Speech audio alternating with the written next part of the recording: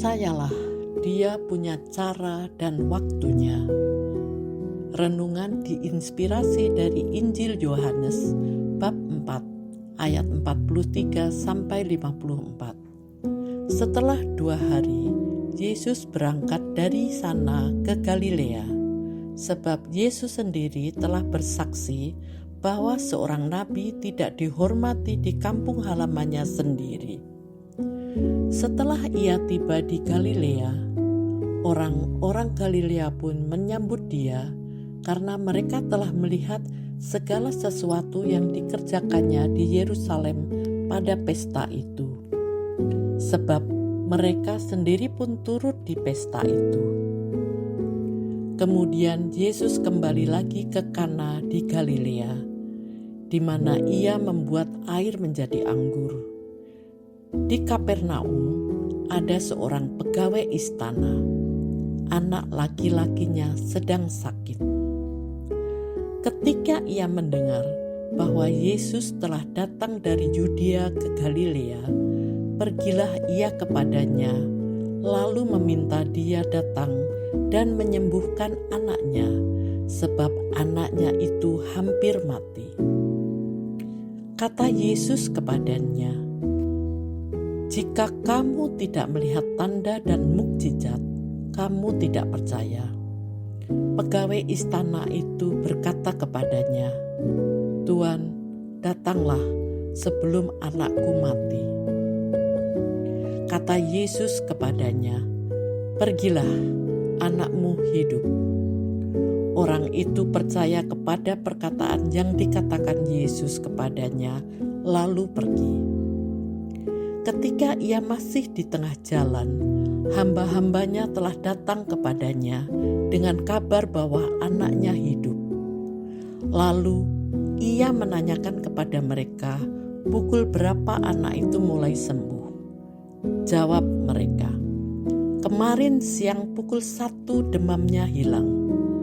Ayah itu pun teringat bahwa pada saat itulah Yesus berkata kepadanya, "Anakmu hidup."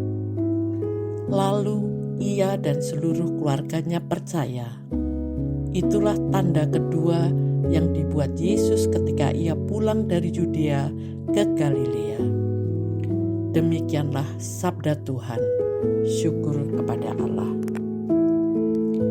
Seeing is believing, atau melihat baru percaya, adalah kodrat manusia sekaligus menjadi prinsip umum untuk menguji suatu kebenaran. Namun dalam hal iman, Yesus mengatakan bahwa berbahagialah mereka yang tidak melihat namun percaya. Beriman kepadanya tidaklah mudah, ada pasang dan surut. Kisah penyembuhan anak pegawai istana oleh Yesus bisa menjadi sumber penguat untuk mengimaninya tanpa syarat. Pegawai istana tentunya orang kaya. Dia menempuh perjalanan jauh karena percaya Yesus bisa menyembuhkan anaknya, seperti kabar tentang mukjizatnya. Iman bertahan dalam harapan dan kerendahan hati, seperti pegawai istana yang memohon merendah di hadapan Yesus. Dalam kesedihannya, pegawai istana meminta Yesus datang ke rumahnya untuk menyembuhkan anaknya. Sayangnya, dia mengedepankan caranya dan melupakan bahwa Tuhan punya cara dan waktunya sendiri. Yesus menegur pegawai istana akan hal ini. Kita pun sering meminta Tuhan melakukan seperti yang kita inginkan, terutama dalam kesedihan. Kita ingin Tuhan segera menunjukkan tanda dan mukjizatnya. Ketika pegawai istana mengatakan, "Tuan, datanglah sebelum anakku mati," tercermin kegelisahannya seolah-olah akan berbahaya jika Kristus membuang-buang waktu. Siapa yang beriman semestinya tidak akan gelisah, melainkan tetap mengarahkan diri kepada Kristus. Tuhan, apa, kapan, dan bagaimana, semua terserah Engkau. Ketika Yesus mengatakan, "Pergilah, anakmu hidup," pegawai istana percaya padanya dan pulang. Betapa cepat dan mudahnya kekurangan dalam iman kita disempurnakan dengan firman dan kuasa Kristus tanpa harus melihat tanda-tandanya. Sabdanya menggenapi apa yang kita mohonkan, seperti ketika pegawai istana mencocokkan waktu anaknya sembuh dengan ketika Kristus mengatakan, "Anakmu hidup." Ketika keluarga saya harus pindah ke negara lain yang lebih terbelakang karena tugas dari perusahaan, saya syok mendapati apartemen tempat tinggal kita dekat daerah selam.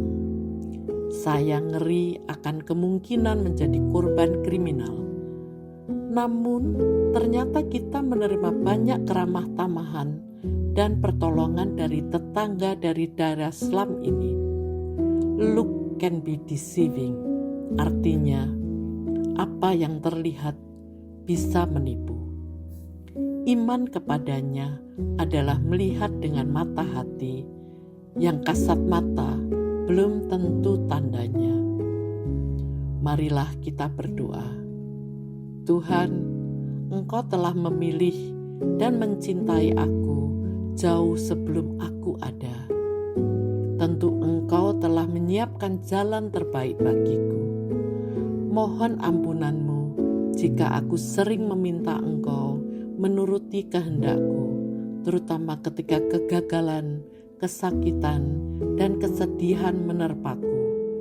Bukalah hatiku dan gerakkanlah tanganku untuk selalu mencari sabda-Mu, karena itulah sumber kekuatan dan sukacita tanpa batas. Amin.